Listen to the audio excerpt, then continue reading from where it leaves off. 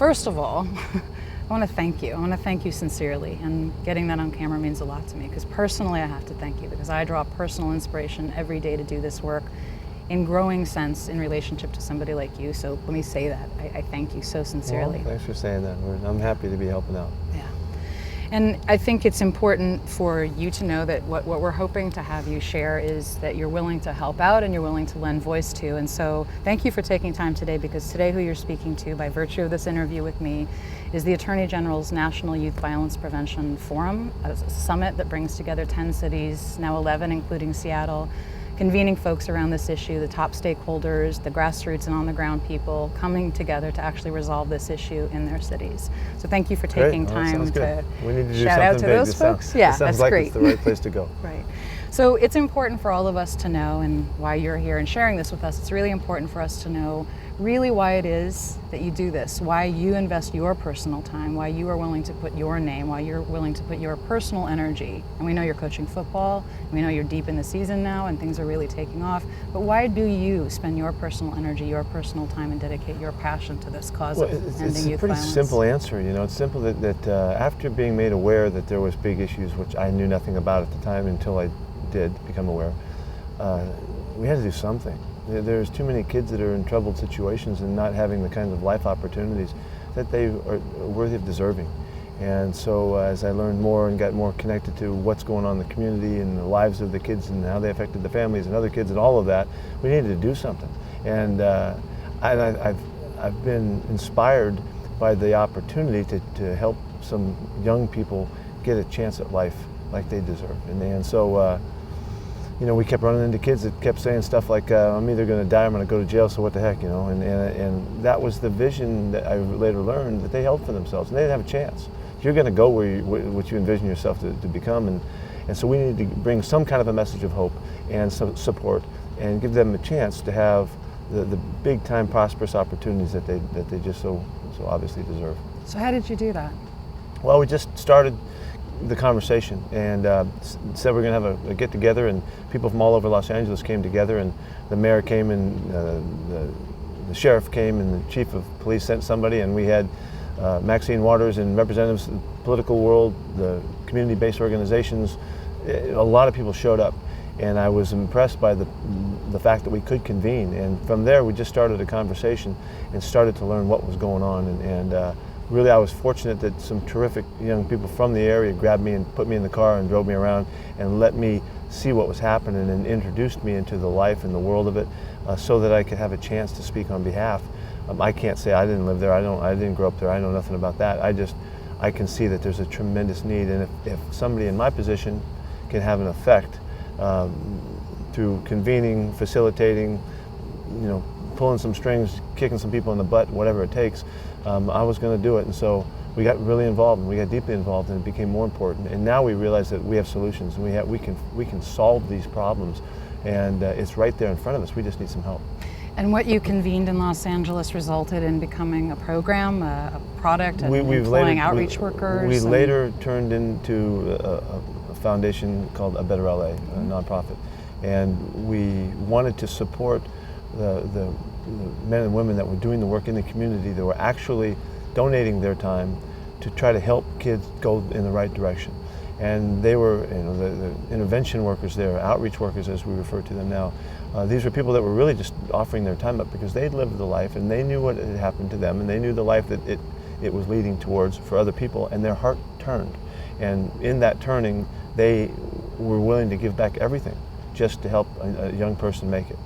And I early on recognized that those were the guys that were the MVPs in the neighborhood. They were the ones that were really valuable. They were the ones that could make things happen that nobody else could do. And I found that nobody was supporting them collectively. And so we started to raise money just to pay for those guys to do the work. And we wanted to create a model of how this could be done, where you could save communities from the terror of the gang involvement, and not just, of course, the murders and things, but just the other related violent crimes and things and the fear that was in the neighborhoods. And we found out that we could do that. We could fix it. We could change it. And it wasn't a rocket science. It was a model of putting the proper people in place and supporting them properly, where they could see things coming before it happened. They could stand up for the right versus the wrong, and they could actually connect all of the other aspects of the support from law enforcement and the other organizations around to the community where they couldn't get in any other way. And I found that one of the most valuable relationships was law enforcement to the outreach workers, and building a level of respect where they could learn to operate in conjunction to solve the same issues. And that was not easy. That was a very difficult connection to be made, but with some great help from Lee Baca, the sheriff down in Los Angeles, and his people, and also now Charlie Beck in LAPD. Those guys allowed us to keep talking to the knucklehead kids, and then also connect the intervention workers with the officers, and really initiate a dialogue that became a common language. And that's where we found really the power, was creating a language that we could share, and that we could operate and start to function in conjunction rather than at odds. It was really hard for the officers because they were chasing around the same guys that were now giving them the information and helping them out.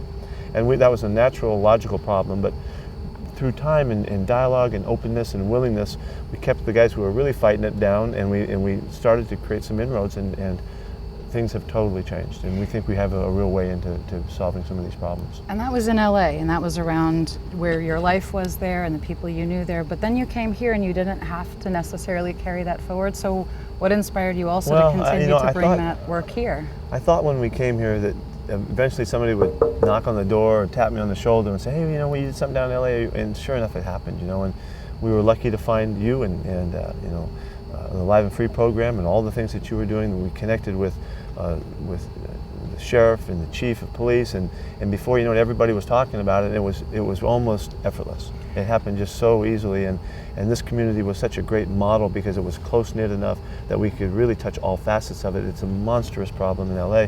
Here it was manageable more so, and we've made tremendous headway with involving the Seahawks, which I think was a really exciting thing to do, involving the YMCA as an institutional organization that is really exciting to do, and also to reach into the private community and as well as the corporate community to get engaged in this issue, and with some really good fortune and some extraordinary people and your help, we were able to really make inroads, and I think we've created a model that easily can be replicated in other areas.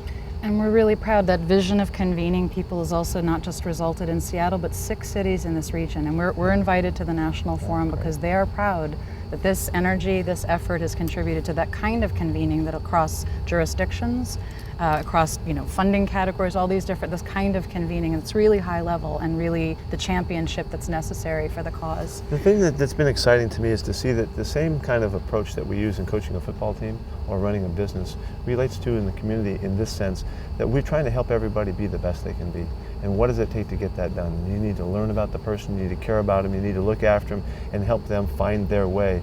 And in that, it's a simple one-to-one. It's really one person at a time that we change, and that's why the workers are so valuable to us, because they're looking at kids right between the eyes and talking right to them and helping them understand and relate to their issues. And we can help people be what they're capable of being. It's the same way of coaching Russell Wilson as it is coaching the kids in the street in that sense. And I think that what's exciting about that, it's not hard to understand how it works. You just need people that really care. And you really care, and we're really lucky. We really are lucky to have a high-level champion and somebody who can speak from a platform, Seahawks team, NFL team. Now that you see this potential to convene, you've gone from one city to another and you've seen its potential, given the high-level cross-jurisdiction work, the philanthropic community, the corporate donors, all this different mix that's coming around the work now, do you see a vision that this can become a national model? There's no question.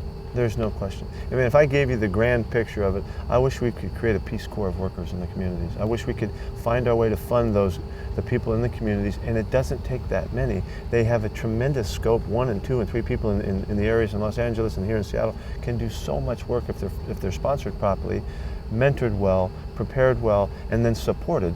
They'll be extraordinarily effective. And people won't kill each other anymore. And kids will get a chance to go to school, and they won't be scared to death on their way home, and they can live a life that they deserve to live. This is not outside of our scope. It's not even going to cost that much money, and we're going to save a fortune of money. And I know this is a grim way of looking at it, but in Los Angeles, there was tremendous work done to validate what it costs to process a gang murder. Yeah. And it's over $1 million a person. Yep. Well, let us put workers in the fields that can save those kids' lives, and also turn that kind of expenditures back into the community in the ways where eventually the work it'll transition into a whole different realm. But now it needs to stop the violence and keep it safe and let the community start to prosper like they deserve to. And for your consideration, that $1 million, which is a fair estimate probably nationally, I think all of our cities experience something like that. And for a scale point of view, it costs about $1,200 for an outreach worker to spend a year with a kid. And just to your point, to that analogy, that we are saving people's lives and we're saving people's dollars and we're reinvesting in the areas that we build them to their fullest potential, which is really exciting. Can I ask you, these forum cities, they are a team. They're a team of people, and we convene together. We're coming together now to work on this. And as a coach, is there anything that you could say to us as a team of people who are dedicated to this in all these cities around the country? Just any last words or any thoughts or inspiration that you would call us to action or offer? I would really hope that you would believe how powerful you are. And the power of these workers, every single person has such tremendous power in themselves to help others do well and do right. It isn't an insurmountable problem. It's a problem that can be dealt with. And the cool thing is it's just done one-to-one. And it's done because you care. And you need to listen a lot. We need to understand the issues and the problems and then be there and support. We don't have to even do it ourselves. We just need to be there to help the young people do this. And in that regard, this absolutely will change. It will heal the issued areas in quick order. It's been 10 years in Los Angeles, and there's hundreds and hundreds of kids that are alive now because of the work we've done. Millions of dollars have been saved down there because of the work we've done, and we haven't even scratched the surface of the scope. So we're going to put a lot of people to work by doing this too, and they're going to have lives, and they're going to be prospering, and they're going to add to so many people's lives, and there's no telling all of how that blossoms out and geometrically progresses out for good and wonderful things. So this is something we can do. I don't give you of course we can do this. We just need a little bit of help right now, and I think it'll have a tremendous effect. Not just for it'll be way bigger than that. The messaging of caring for people and looking after them and helping them become the best they can be.